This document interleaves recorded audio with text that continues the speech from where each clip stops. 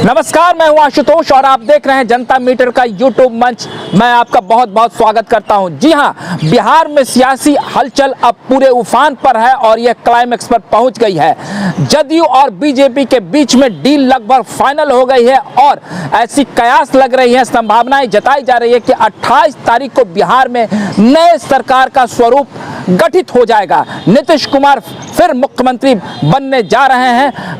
अगले 24 घंटे के भीतर वह इस्तीफा दे सकते हैं और नई सरकार बनाने का दावा करेंगे। जी हां, बिहार में फिर नीतीश कुमार बीजेपी के साथ सरकार बनाने को तैयार हैं और इस सियासी उफान के बीच राजद भी चुप नहीं बैठी हुई है। राजद भी जोड़ तोड़ का गणित बिठा रही है। तो बिहार की इस पूरे सियासी हलचल पर आज हमारे साथ बातचीत करने के लिए इस यूट्यूब मंच पर जाने माने समाज सेवी और जो समाज में बढ़ चढ़कर कई सामाजिक कार्यों में भाग लेते हैं, अच्छी राजनीतिक समझ रखते हैं, मोहम्मद रियाजुद्दीन मौजूद हैं। आइए हम उनसे सीधी बात करते हैं। रियाजुद्दीन जी, आपका हमारे इस यूट्यूब मंच पर बहुत बहुत स्वागत है। ये बताइए कि जिस प्रकार से नीतीश कुमार ने फिर पलटी मारी है और उन्हें पलटू राम की संज्ञा तेजस्वी यादव ने ही दी थी, अब बिहार में नई जो सियासी समीकरण बढ़ी है उसका बिहार की राजनीति में क्या असर दिखने वाला है? देखिए, जो इनको समीकरण के लिए जो इनको पलटू चाचा कहा गया था वो आज इनको बिल्कुल फिट बैठ रहा है। अब हम बिहार के लोग भी इसको एक्सेप्ट करते हैं कि जो संज्ञा दी गई थे उसके लायक है। लेकिन सवाल ये है कि 2024 का चुनाव सर पर है और ऐसे वक्त में ये पलटू चाचा का जो खेल है वो कहीं ना कहीं बीजेपी को मजबूत करता हुआ नज़र आ रहा है। इसके पहले ये अवतार पार्टी में पैदल अपने घर से चल कर के तेजस्वी तक पहुंचे थे और उस वक्त इनको परेशानी थी, बीजेपी इनको हाशिए पर लाने वाली थी। वो बात इनको याद रखना चाहिए कि आपको बिहार की सत्ता से माइनस करने की कवायद चल रही थी आपको, और जब तक, क्योंकि बीजेपी जानता था। एक मिनट में आपको यहाँ पर रोकूंगा। अभी हाल फिलहाल में पिछले महीने का जो घटनाक्रम हुआ था उसमें नीतीश कुमार को एक महिला विधायक ने फोन कर ये बताया कि जदयू के दो कद्दावर नेता, जदयू के खुद राष्ट्रीय अध्यक्ष ललन सिंह और जदयू कोटे से मंत्री ऊर्जा मंत्री विजेंद्र यादव के घर 12 विधायकों की बैठक हुई है लालू प्रसाद यादव के इशारे पर और तेजस्वी प्रसाद यादव को डिप्टी सीएम बनाने की कोशिश की जा रही थी, जोड़ तोड़ की। तो नीतीश कुमार के साथ फिर वही परिस्थिति आई, तो क्या उन्होंने ये फैसला इस बाबत लिया? देखिए, ये समीकरणों का दौर तो चलता रहता, सियासत है, पॉलिटिक्स है, तो इसमें सियासत दांव पे चल जाता है। लेकिन जदयू के कद्दावर नेता में नीतीश कुमार के सिवा दूसरा कोई चेहरा नहीं है और कोई उनको तोड़ने की बात नहीं कर रहे। लेकिन सवाल ये है कि नीतीश कुमार की अपनी छवि क्या है, अपनी वो पर्सनालिटी क्या है। जब देश ऐसे हाशिए पर खड़ा है, देश जब सांप्रदायिक उन्माद झेल रहा है, देश के अंदर डेमोक्रेसी किस तरह से लीड किया जा रहा है, आज डेमोक्रेसी नहीं रह चुका है। आपने देखा होगा कि देश में कई तरह के समस्याओं से तो हमको देश के अस्तित्व को बचाना है। हम देख रहे हैं कि जिस तरह से आज कांग्रेस भी अगर बिहार में पहल नहीं कर रही, वो जानती थी कि ये लोग जो राजद के लोग और जदयू के लोग डिस्टर्ब हो जाएंगे। जिस दिन राहुल गांधी बिहार में कदम रख देंगे, एक कांग्रेस का ग्राफ भी बढ़ जाएगा। लेकिन पता नहीं किस वजह से बिहार के कांग्रेस सोए बैठे हैं। और दूसरी बात है कि नीतीश कुमार अगर इस बार सत्ता से जाते हैं तो डील इनको क्या किया जाएगा? यहाँ पे सीएम ही है और आगे क्या प्राइम मिनिस्टर थोड़े बन जाएंगे। जिस आदमी के पास जो एब्सोल्यूट मेजोरिटी बिहार का नहीं है, वो आदमी कहता है कि हम भारत का प्रधानमंत्री बनेंगे। इंडिया गठबंधन इनको क्यों बनाएगा भाई? अरे आपको अभी हम सबसे बड़ा चीज़ हमारा प्राइम है, मेरा भारत, हमारा बिहार के लोगों के विकास के लिए, रोजगार के लिए काम करना चाहिए, यहाँ के लॉ एंड ऑर्डर के लिए काम करना चाहिए।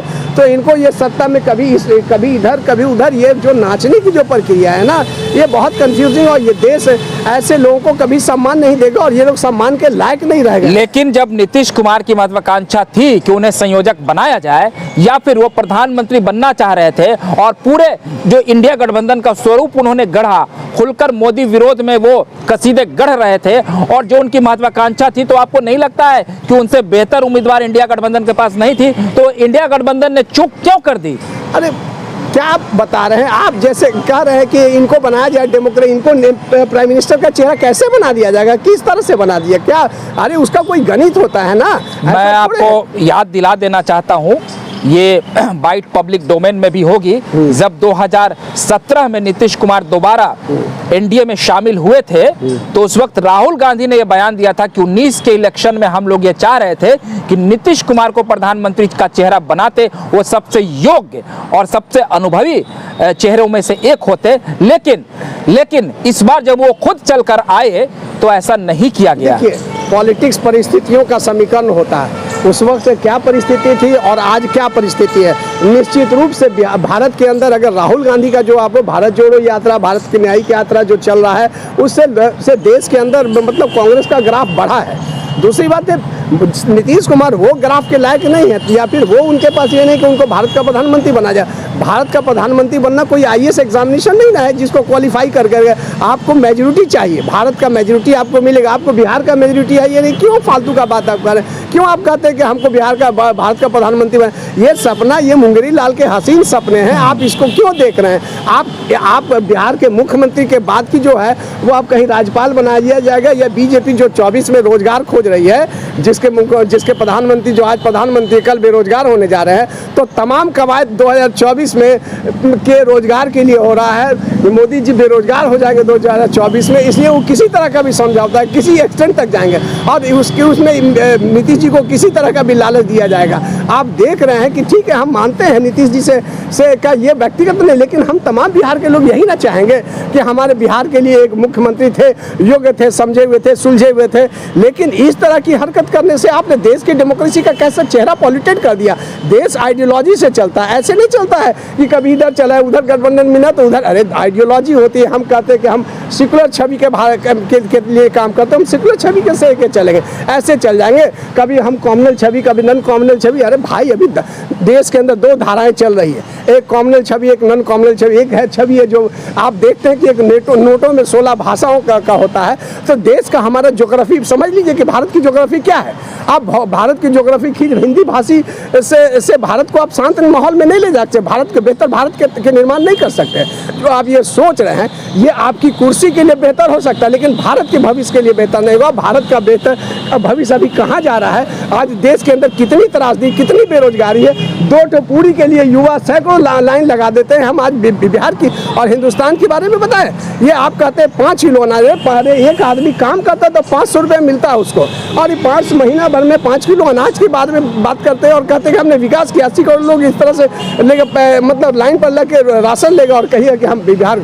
ये इससे भारत की दुर्दशा समझ में आती है। और मैं भगवान से ये प्रार्थना करता हूँ कि भगवान प्रभु हम लोगों को बचाओ ऐसे दुष्चरित्र के लोगों से, जिन लोगों ने भारत का विनाश करके रखा।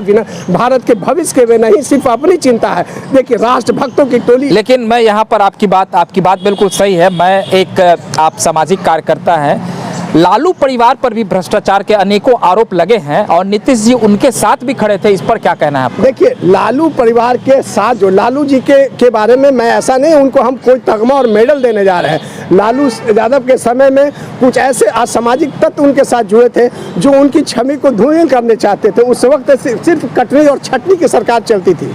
लेकिन 4 से 9 में जो उन्होंने लैंड फॉर जॉब इस कैंप में वो फंसे हैं, ये तो उनका व्यक्तिगत आचरण जाहिर होता है ना। हम कैंप में फंसे हैं, मैं मानता हूँ, लैंड फॉर जॉब मामले 4 से 9 वाले। आज का भारत का कॉन्स्टिट्यूशन है, आप किसी को भी फंसा सकते हैं। आज भारत का कॉन्स्टिट्यूशन। तो आपको क्या लगता है लैंड फॉर जॉब का जो ये मामला है उसमें? जॉब में आप अपना इन्वेस्टिगेशन कीजिए, जो भी कार्रवाई करना है कार्रवाई करते रहिए, लेकिन सत्ता से अपदस्थ करने के लिए हर जगह ईडी और सीबीआई और कौन आई जो है, जो आप लोगों का जो इन्वेस्टिगेटिंग टीम है, इसको बढ़ा। अच्छा, ये इस मोरली डिमोरलाइज। अच्छा, तो ईडी और सीबीआई तो नीतीश जी के पास भी भेजे जा सकते थे, लेकिन बीजेपी ने उनके पास क्यों नहीं भेजा? देखिए, नीतीश जी से के पास भेजे जा सकते हैं, और ये भी बता रहे हैं कि जब तक नीतीश जी हैं तब तक तेजस्वी के ऊपर कोई हाथ नहीं डाल सकता है, और जैसे ही नीतीश जी हटेंगे तेजस्वी पर हाथ डाल देंगे और ये लोग किसी भी एक्सटेंट तक चले जाएंगे।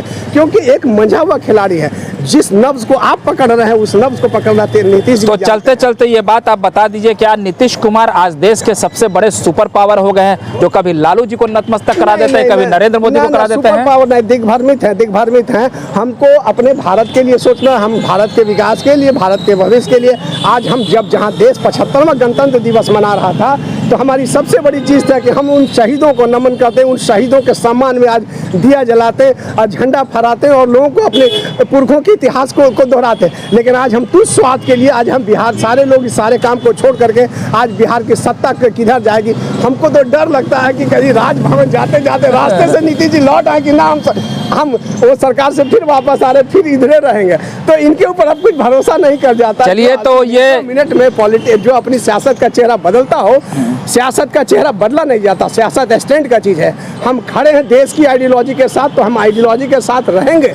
हम ऐसे सौदा नहीं करने जा रहे हैं कि हमको कल कोई गवर्नर बना दे तो हम देश के सम्मान और स्वाभिमान से सौदा नहीं कर सकते। चलिए, तो ये थे मोहम्मद रियाजुद्दीन और यही पूरे जनता का ये नब्ज है, जनता का जो मिजाज है वो नीतीश कुमार के प्रति काफ़ी आक्रोशित है कि उनके पास कोई विचार नहीं है, रह गया है, वो कभी इधर जाते हैं तो कभी उधर जाते हैं। आपको हमारा ये वीडियो अच्छा लगा हो तो उसे थोड़ा प्यार दे दे। अगली बार हम फिर नए वीडियो के साथ हाजिर रहेंगे, तब तक के लिए आप हमें इजाज़त दीजिए। बहुत बहुत धन्यवाद।